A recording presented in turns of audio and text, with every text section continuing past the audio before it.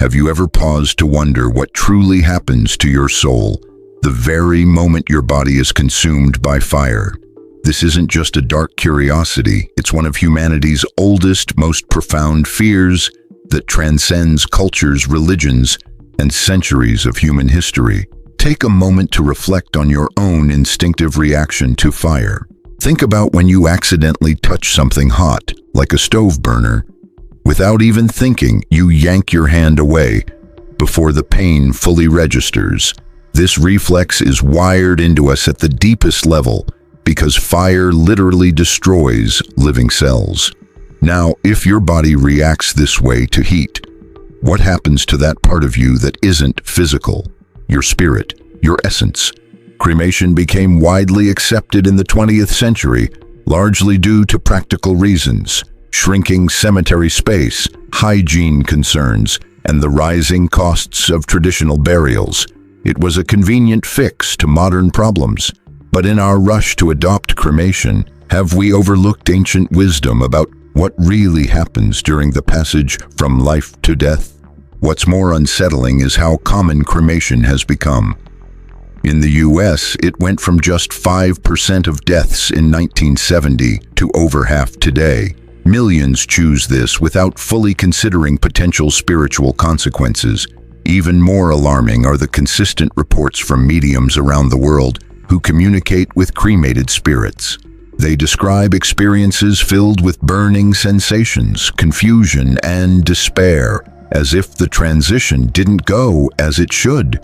These patterns appear again and again from sensitive individuals across different countries and backgrounds who don't know each other. One of the most detailed warnings came from Edgar Cayce, perhaps the most documented psychic of the 20th century. While others have shared similar messages, Cayce's insights were uniquely vivid. During his trance readings, he revealed what happens when a body is cremated before the soul has had the chance to fully disconnect. Far from being a calm, painless passage, Cayce described a traumatic ordeal for the soul, one that can have lasting effects well beyond physical death. What if he was right? What if many are unknowingly subjecting their souls to needless suffering? This isn't about superstition or religious doctrine. It's a serious exploration of consciousness and its relationship with the physical body. Quantum research has already shown that consciousness can exist independently from the brain. Near-death studies document people experiencing awareness during clinical death. If consciousness survives the heartbeat stopping, why wouldn't it perceive what's happening to the body it still considers home? The true mystery isn't just what Cayce saw, but what it reveals about our existence and the critical choices we make, or that are made for us, at the moment of death. In 1944, a grieving widow came to Cayce, desperate to understand what happened to her husband, who was cremated just 3 days after passing. During the trance, Cayce described something unsettling. His usually steady voice cracked with distress. He spoke of flames burning where no physical sensation should exist.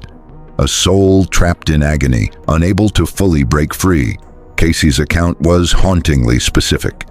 The man's soul experienced every moment of the cremation as if alive, feeling the searing heat spreading through his etheric body. Not physical pain, but a far deeper spiritual trauma, a violation of the natural death process.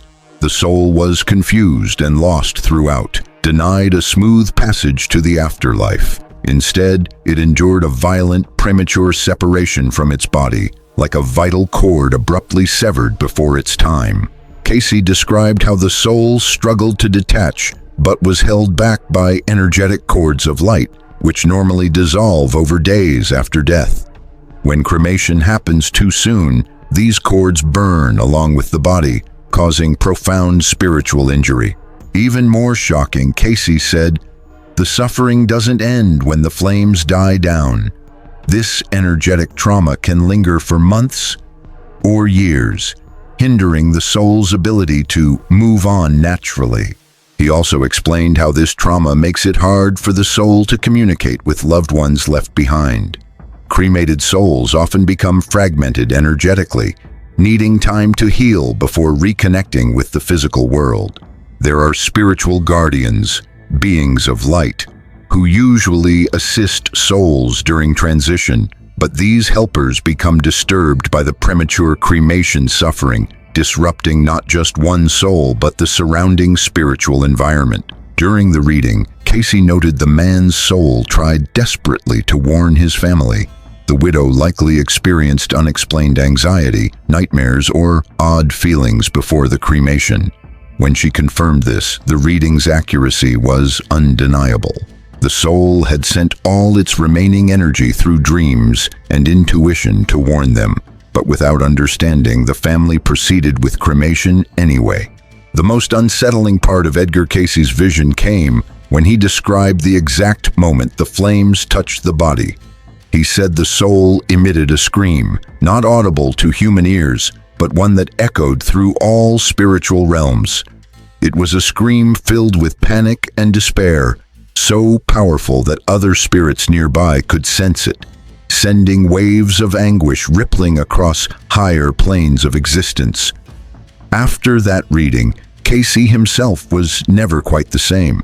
He began actively warning people about the dangers of rushing into cremation, urging that no procedure destroying the body take place before at least 72 hours had passed.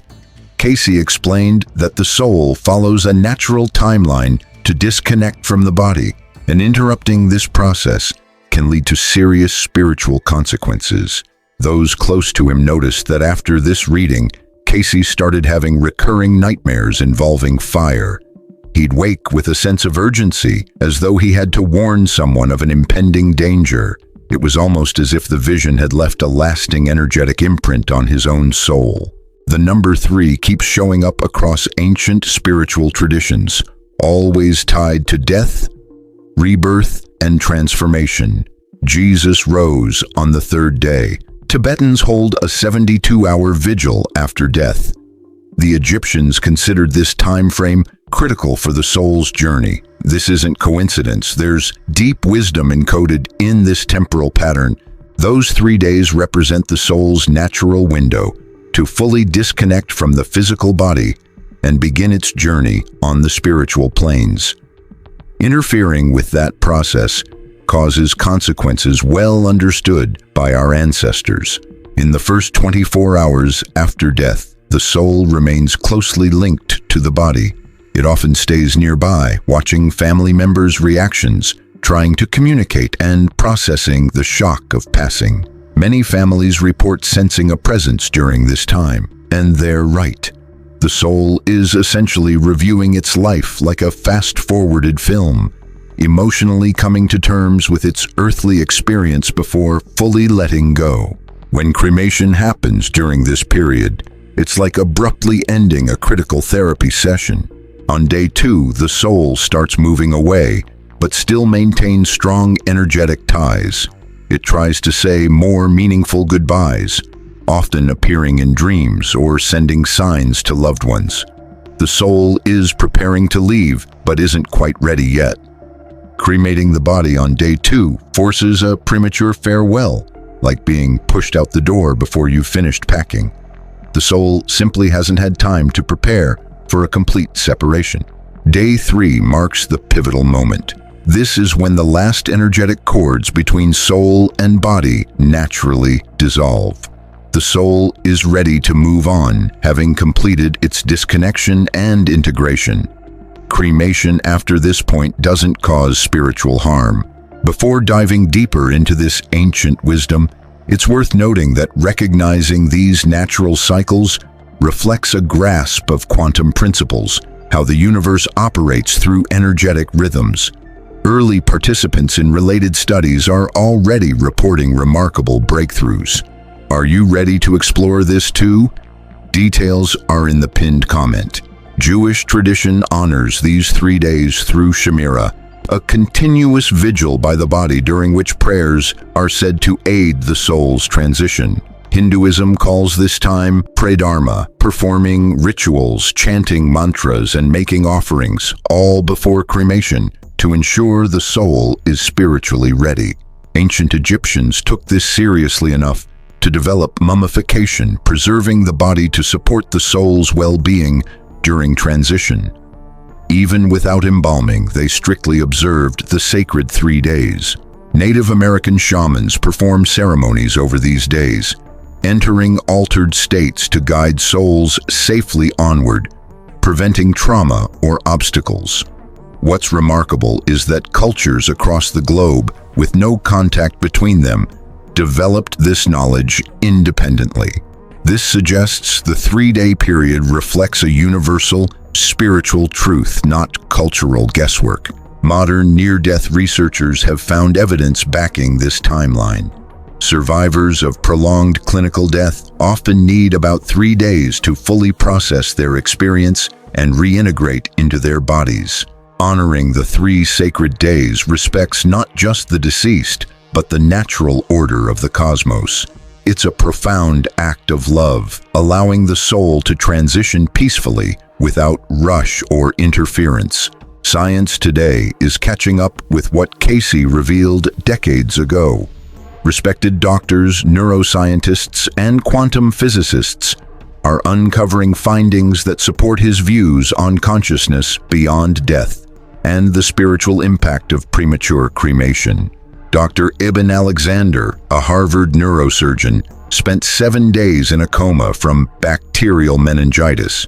During that time, he experienced what he calls the most vivid spiritual journey of his life. Upon awakening, Alexander confirmed many of Cayce's observations about consciousness after death. Most striking was Alexander's description of an energetic cord linking him to his physical body, just as Cayce had described decades earlier. Even in a deep coma, Alexander could sense everything happening to his body. Dr. Raymond Moody, a pioneer in near-death studies, documented over 3,000 cases of people who returned from clinical death. In 89% of these accounts, patients reported maintaining some form of connection to their physical bodies during out-of-body experiences. Many individuals who have undergone medical procedures while clinically dead report intense physical discomfort. The Institute of Noetic Sciences has carried out extensive research on consciousness after death, uncovering that brain activity can continue for up to 10 minutes following cardiac arrest. Additionally, distinct energy patterns can be detected around the body for as long as 72 hours after clinical death. This timeline aligns perfectly with Edgar Cayce's description of the necessary window for the soul to fully disconnect from the body. Dutch cardiologist Dr. Pim van Lommel published influential studies in The Lancet, documenting patients who were declared clinically dead but later recalled detailed experiences during that time. Some patients described sensations of pain when their bodies were handled, despite being technically dead. Researchers at the University of Southampton conducted the largest ever study on near-death experiences and confirmed that consciousness can persist for minutes, even hours, after brain activity ceases. Importantly, many subjects reported uncomfortable physical sensations during resuscitation efforts. Dr. Jeffrey Long, an oncologist specializing in near-death research, documented cases where patients described spiritual pain connected to invasive procedures performed on their bodies while clinically dead. These accounts closely mirror what Cayce described regarding suffering during premature cremation. Professional mediums worldwide have started systematically gathering reports of encounters with spirits who experienced cremation. The patterns are strikingly consistent: confusion, disorientation, persistent burning sensations in the spiritual realm, and difficulties communicating with the living. James Van Praagh, a renowned medium, frequently encounters spirits bearing energetic wounds corresponding exactly to the parts of the body most affected by fire. This suggests that the soul retains an energetic imprint of the physical trauma. Suzanne Giesemann, a former U.S. Navy officer, turned medium, has documented hundreds of cases where cremated spirits report prolonged suffering after death. She notes that these souls often take significantly longer to regain energetic balance compared to those who were buried traditionally. At the Monroe Institute, a leading center for consciousness research, experiments with experienced astral travelers revealed that they could sense disturbed energy fields around cremation furnaces. These energy disruptions, accompanied by lingering anguish, reportedly persist for weeks after the procedure. Dr. Bruce Grayson, a psychiatrist at the University of Virginia and editor of the Journal of Near-Death Studies, compiled data from thousands of near-death experiences. He found that patients who endured painful physical procedures during clinical death often suffer lasting psychological effects, even after physical recovery. Recent research into human biomagnetic fields shows that the body emits detectable energy signatures up to 96 hours after death. Sensitive instruments can measure these emissions, suggesting some form of vital energy endures well beyond biological function. Japanese scientists have even captured photographs of auras surrounding recently deceased bodies, noting these energies gradually fade over 3 days and disappear entirely after 72 hours. When bodies are cremated within this window, these photographs reveal a sudden fragmentation of the aura, as if violently disrupted. Massachusetts General Hospital conducted studies on cellular memory, how cells retain information after death, and discovered cells can respond to stimuli up to 4 days post-mortem, implying some level of consciousness persists at the cellular level, far longer than previously thought. All this evidence points toward the same conclusion. Consciousness and the soul's connection to the body remain significant well after physical death, just as Edgar Cayce described. Descriptions of what souls endure during premature cremation are deeply troubling and remarkably consistent across different sources. Mediums, near-death experiencers, and even those who briefly returned from clinical death report similar sensations when asked about this experience. The first sensation is often sheer terror. Imagine awakening trapped inside a blazing furnace, unable to scream or escape. The soul, still tethered to the body by the silver cord, endures every moment of cremation fully conscious and aware. There is no spiritual numbing, no anesthesia for this kind of trauma. Mediums report that souls describe an unrelenting burning sensation, an intense heat that extends far beyond the physical cremation itself. This ethereal heat lingers within the soul's energetic structure for months or even years afterward, as though the fire permanently scars the spiritual essence. In the initial minutes, the soul is overwhelmed by confusion, unable to grasp why it feels pain when it should be dead. This confusion quickly turns to feelings of betrayal, as if loved ones intentionally caused suffering, though this is not the case. Sensitive individuals claim they can hear these spiritual screams during cremations, not audible to the physical ear but resonating across the etheric realms.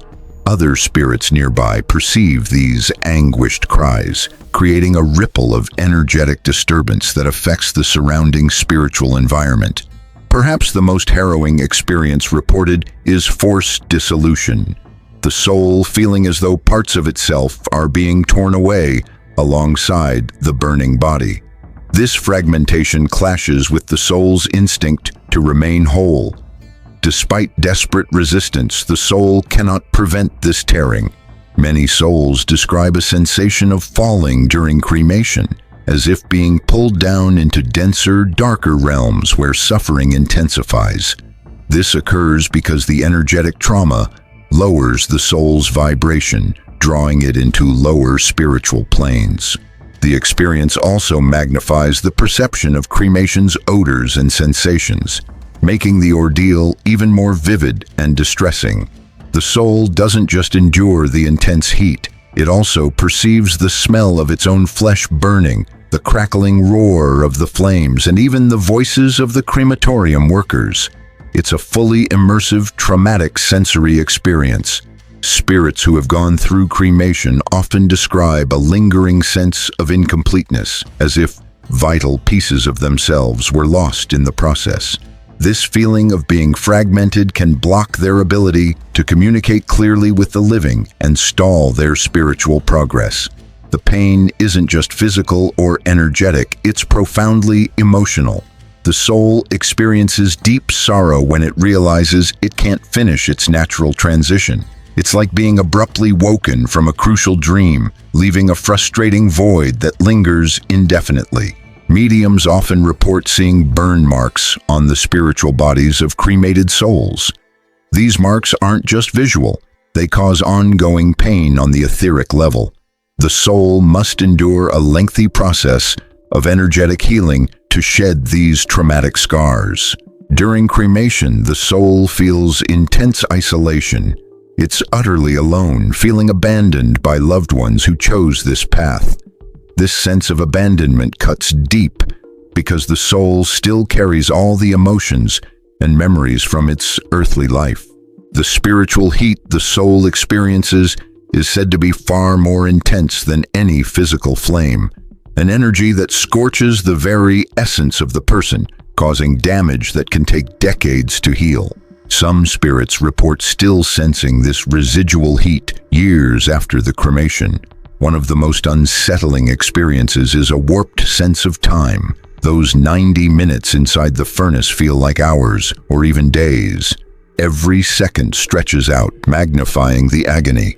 Time becomes an enemy, relentlessly prolonging the suffering. Cremated souls also describe feeling spiritually suffocated, as though they can't properly breathe on the etheric plane. This happens because the trauma disrupts their energy centers, making it hard to absorb vital energy from higher realms. The soul is painfully aware of its body being consumed by fire, creating a vivid, traumatic memory that lingers long after physical death. Many souls also feel an urgent need to warn the living about what's happening. They pour all their remaining energy into trying to communicate, but often fail to make their message clear, fueling frustration and despair.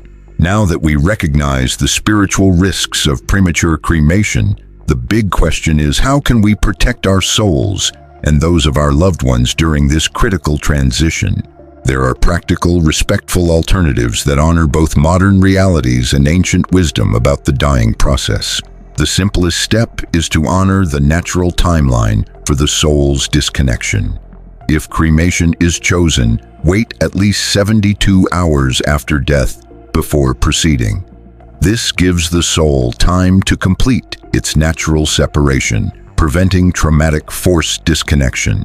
During these 72 hours, certain practices can help the soul's transition. Keep the environment calm and peaceful. Avoid arguments or negative energy near the deceased. The soul remains sensitive to emotional vibrations and can be disturbed by conflict.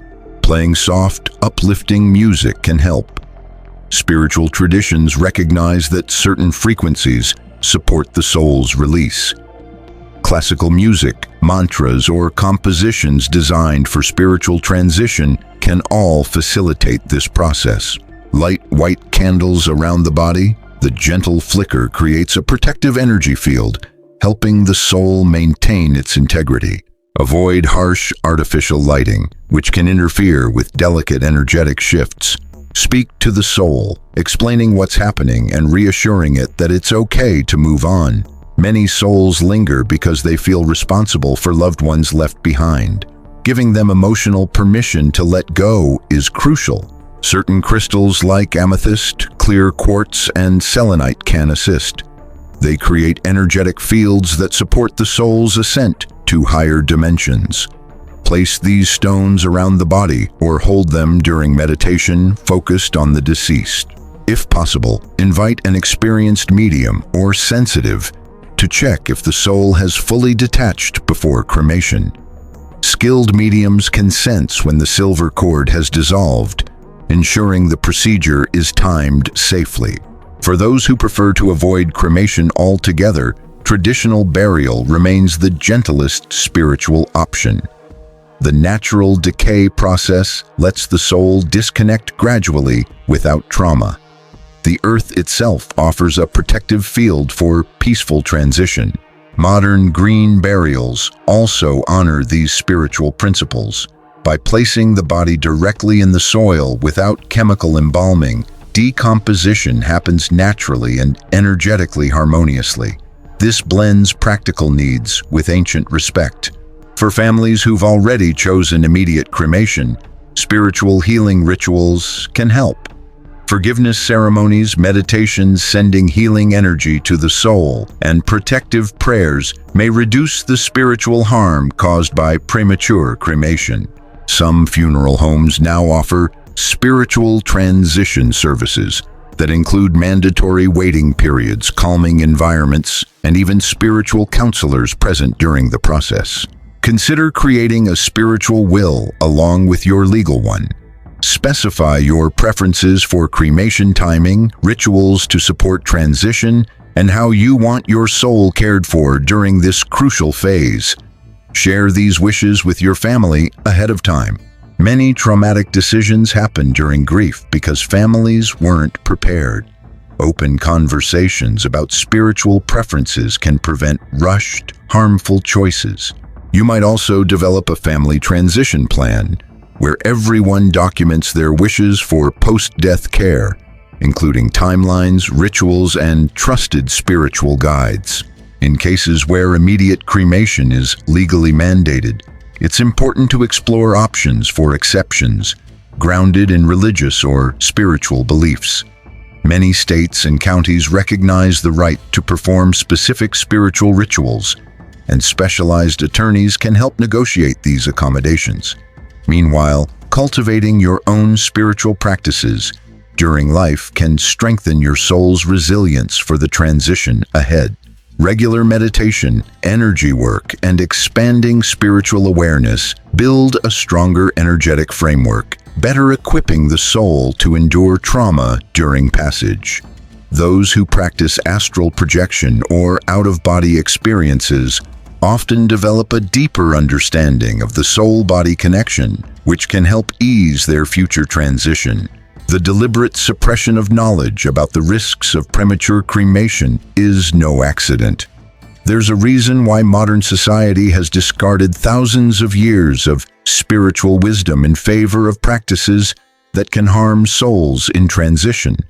What lies behind this shift is unsettling. Our civilization has been steered to overlook essential spiritual needs. The 20th century brought a dramatic overhaul in how we handle death. Ancient traditions were rapidly replaced by efficient, industrialized methods. But this transformation wasn't organic. It was carefully engineered by interests that profit from a spiritually uninformed population. The funeral industry has ballooned into a multi-billion-dollar business focused more on profit than spiritual well-being. Cremations are quicker, cheaper, and yield higher margins than traditional burials. Speeding up the death process means serving more clients. Simple math with devastating spiritual fallout. Medical institutions adopted brain death as the official marker of death, dismissing mounting evidence that consciousness survives brain inactivity. This convenient definition allows rapid organ harvesting and body processing, ignoring the soul's natural timeline. Our education systems have systematically cut out teachings on spirituality, conscious dying, and soul care. Entire generations grow up unaware of how their end-of-life choices affect their spiritual journey. This orchestrated ignorance ensures decisions are made based solely on convenience. Scientific research on post-death consciousness, out-of-body experiences, and soul survival struggles for funding and faces ridicule from the mainstream scientific community. Researchers who pursue these topics risk their reputations. Media outlets avoid serious coverage of death's spiritual aspects, framing them as mere beliefs or superstition instead of legitimate knowledge. This controlled narrative keeps the public in the dark about alternatives to conventional funeral customs. Institutional religions also play a role. Many modern denominations have abandoned traditional teachings on after-death care, favoring simplified doctrines that don't challenge commercial practices. Religious leaders often seem unaware of their own ancestral wisdom. Laws have been changed to speed up death procedures and shorten traditional waiting periods. Public health rules justify rapid cremations, especially in sanitary crises, effectively criminalizing spiritual practices that honor the soul's natural transition. Beneath this surface lies a darker agenda. Entities that feed on negative emotional energy benefit when souls suffer trauma during transition. Premature cremations create industrial-scale spiritual suffering farms that generate low-vibration energy. Secret societies and occult groups have long understood these dynamics. They protect their own souls with specific protocols while promoting harmful practices for the masses. The marginalization of Edgar Cayce and other seers stems from their threat to these control systems. When people grasp the soul's true nature and transition processes, they become spiritually empowered and less easily manipulated. The pharmaceutical industry also profits from this ignorance. Spiritual trauma can trigger depression, anxiety, and other disorders, fueling long-term medication use, a profitable cycle of problem, reaction, and solution. Suppressing this knowledge keeps people disconnected from their innate spiritual power. Souls harmed by improper transitions often return in future lives with energetic blockages, limiting their growth and awakening potential. This creates a population more easily controlled and less capable of higher awareness. Though modern tech could spread this knowledge widely, social media algorithms suppress authentic spiritual content. Posts about spiritual growth, communicating with the deceased, and conscious death practices get minimal reach compared to superficial entertainment. The good news? This suppression is cracking. More people are awakening and sharing truths long hidden. The internet, despite its flaws, still lets vital information reach those ready to receive it. You now hold knowledge that can literally save your soul and those you love. This knowledge carries responsibility. You can choose to ignore it and follow social norms, or you can make conscious decisions, honoring the soul's true nature. The choice is yours. But remember, once you know the truth, you can no longer claim ignorance. Your decisions about post-death care for yourself and others are now informed by real understanding of the spiritual consequences. Share this knowledge with loved ones. Open conversations about conscious dying and spiritual care may feel uncomfortable, but are absolutely necessary. Every person awakening to these truths contributes to humanity's collective shift toward more conscious, compassionate practices. Power is returning to where it belongs, in the hands of aware individuals who understand their spiritual nature and make wise decisions based on truth, not profit or pressure. Use this power wisely,